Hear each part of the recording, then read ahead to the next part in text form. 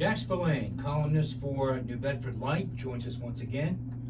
Jack stops by periodically to recap some of the stories covered by the Light, which is an online newspaper. You can check out newbedfordlight.org, and we welcome Jack once again. Thanks for having me, Jim.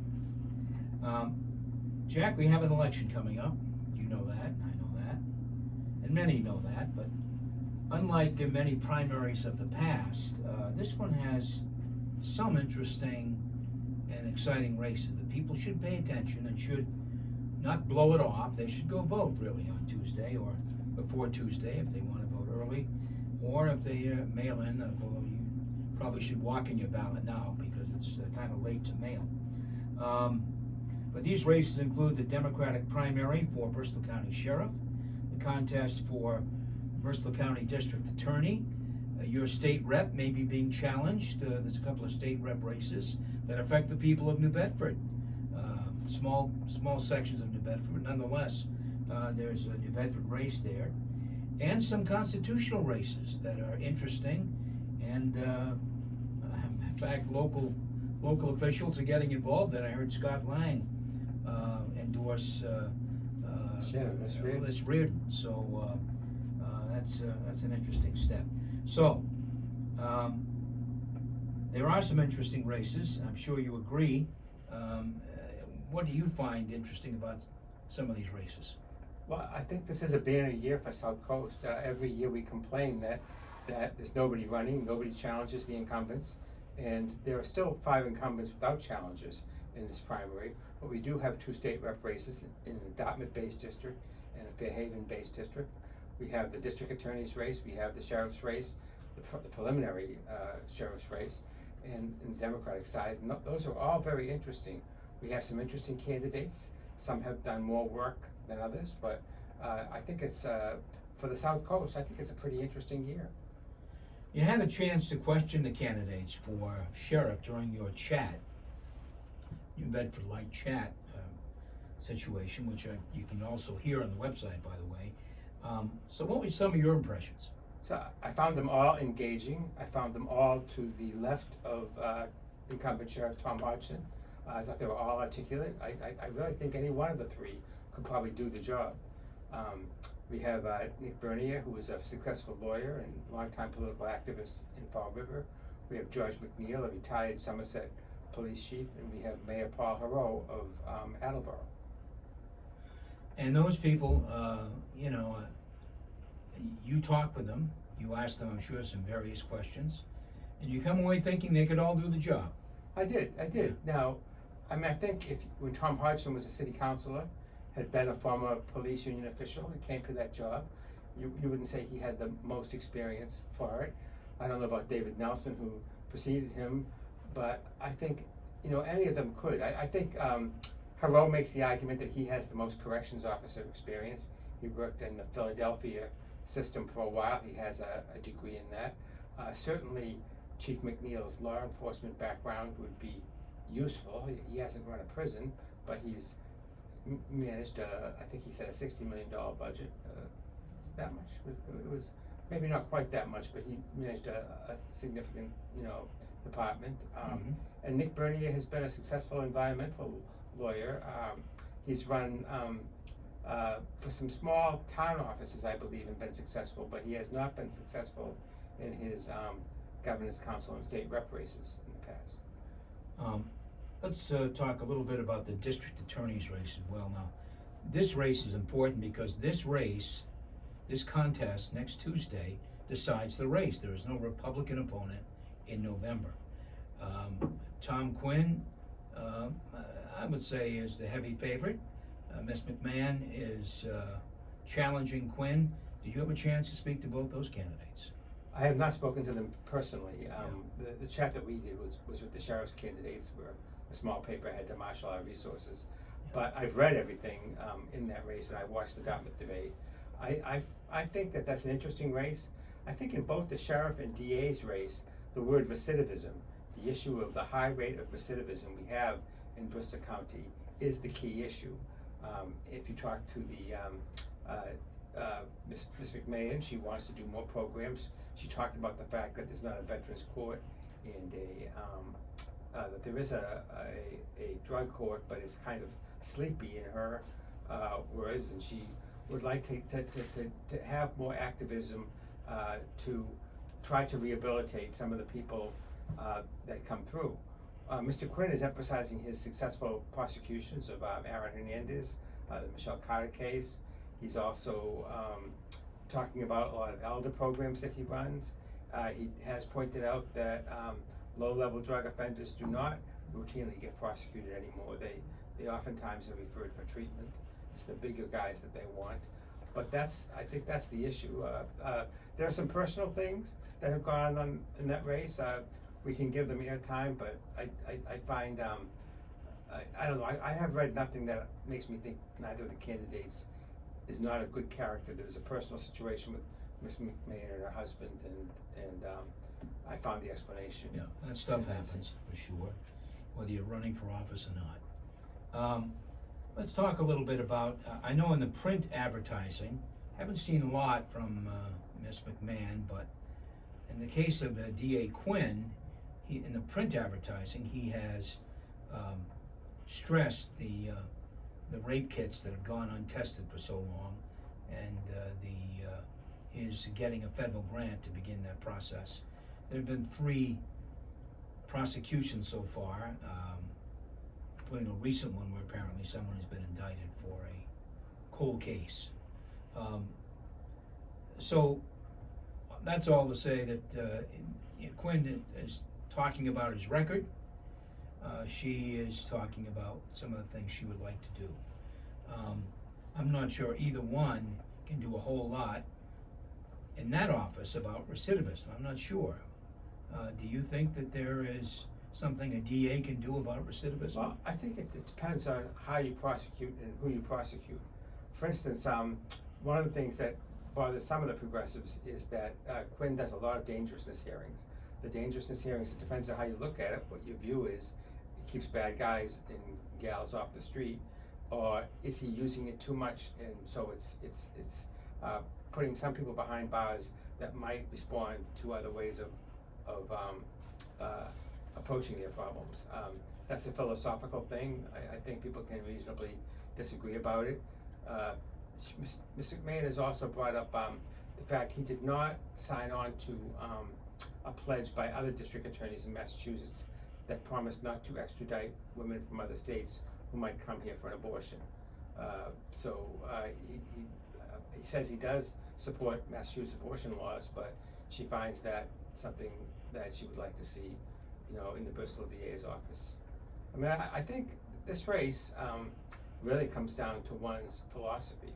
I think District Attorney Quinn has shown a lot of competency in the office, but he's definitely a little to the right of Ms. McMahon, and I think that it depends on what your philosophy is. What people, I would expect, I don't like to make predictions, but I think the insiders, the people who are incumbents, are usually favored in these races. Now we're going to move on to one of your favorite topics, Jack, the New Bedford City Council. You wrote a column recently about, you're critical really of 3 councilors for opposing spending on a new Department of Public Infrastructure garage. That was part of the capital investment program that was devised several years ago.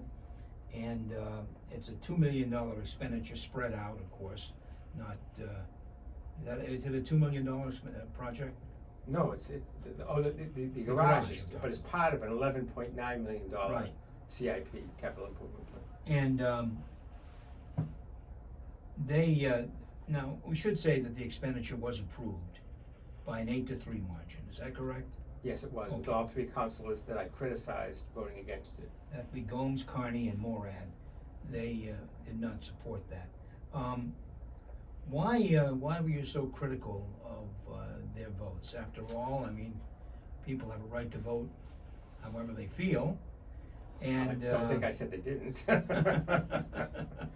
My concern with these 3 councilors, and this is not the first time the 3 of them have voted against things that I think are very fiscally responsible, but they've shrewdly positioned themselves as the voices of fiscal austerity, of fiscal conservatism, with the implication that the other councilors, and sometimes they come right out and say it, that the other councilors are fiscally irresponsible.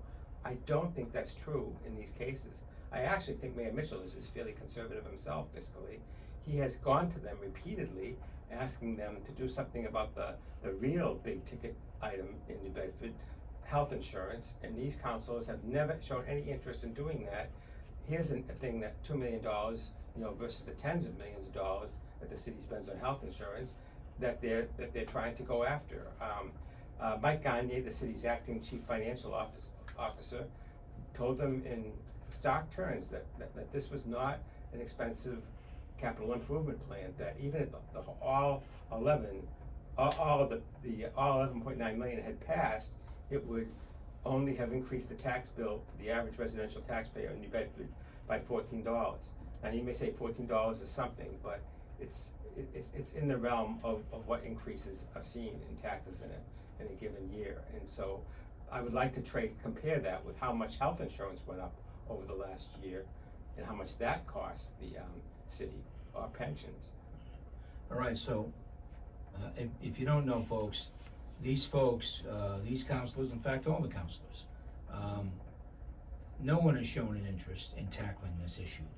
That's true. That's true. None of the councilors. But I think that the other councilors haven't been hypocritical and acted like that they're doing something on the capital improvement side when they refuse to do something on the health insurance and the pension side. Again, it's not a lot of money. When you don't do capital planning, you end up with a garage that collapses, or you end up with buildings with a tent. Well, they are in a tent for 12 years now. Yeah. You end up with other things that break down, vehicles, sure. Whatever. Yeah. That's why Ari Sky brought in the capital improvement plan. I think it's a good idea, and also some of these councilors said, well, we're not against the DPI building, but it's just not this year. It's just too expensive this year. Well, they've been waiting 12 years, to get rid of that tent. So what year is it going to be? This is Town Square Sunday. I'm Jim Phillips. My guest is Jack Spillane, columnist for NewBedfordLight.org. We haven't had a chance to talk to you about the dedication of the C-Lab building in the south end of New Bedford, in memory of former Mayor Fred Kalis. Fred Kalis died last year from COVID-19. His death was sudden and a shock to many, including myself.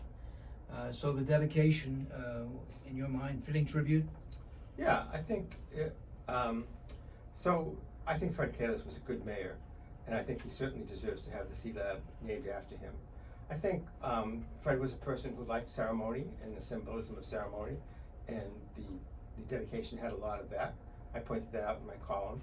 I think that I wanted to make a larger point in that column, and that is that the naming of things after people who have recently passed, good people in most cases, and sometimes when they haven't even passed at all, such as the case of the New Braga Fieldhouse up in the West End, the renaming of things that have already been named, such as Sergeant Field being changed to Paul Walsh Senior Field. I think the naming of things in New Bedford has begun to be a demonstration of who has political power. And I'm a little uncomfortable with that. I think that we don't wait very long to consider these things. In the case of Fred, I thought he had a direct connection to C-Lab. It probably would not be there today if he had not built that building. Now, some have criticized that he built that building out of the city's spare finances when the city couldn't really afford it. Again, it's a matter of your values. It's a matter of your philosophy. Fred thought that it was worth it to build it. Scott Lang followed him. He didn't, he promptly went after getting an elementary school added to it so they could get reimbursement for state funding. People have different degrees and different views, and I don't think you really need to say that one is better than the other. They're different, but I do think I want to make a point about naming conventions in the city. And Fred was someone who, he believed in the C-Lab program for sure, and always was present for that program. You wrote about Fred. Some of the political wags around town would often make fun of Kalis when he was the mayor. He was famous for chasing fire engines to the scene, no matter how small the fire, That's true. And he would break into tears at the drop of a hat, especially when talking about his upbringing in the North End, small neighborhood. You want to read the end of that quote about people who made fun of Fred, and the end of that quote says that the same people who made fun of him were not his equal when it came to terms of his vision for the city and moving the city forward for economic development. Mm-hmm. That's the full quote. And that's when I counted on you to jump right in. And people at the event, by the way, many of whom were themselves crying, referred to the fact that Fred cried all the time. All the time. At events, and so. Yeah. There were some swings and misses during his time as mayor, certainly, and he did leave the office under a cloud of controversy regarding the Fairhaven Mills project. But I think history will probably treat his years kindly. At least I hope so. I agree, and I said the column when he passed a year and a half ago, I said all those things that you just said, that I think history will treat him kindly, and I think he was the first mayor who tried to move the city forward economic development wise. Not that others hadn't tried to do it. I hear from the predecessors when I say something like that, but I thought Fred really emphasized that and got it going. It was a year and a half later, it was a different time, and I felt that some things needed to be said that were more complete. My thanks to Jack Spillane of the New Bedford Light for stopping by. Jack, will see you soon. A couple of weeks or so. You can read Jack Spillane's columns and lots of interesting stories at newbedfordlight.org. Stay with us. Town Square Sunday. We'll be right back.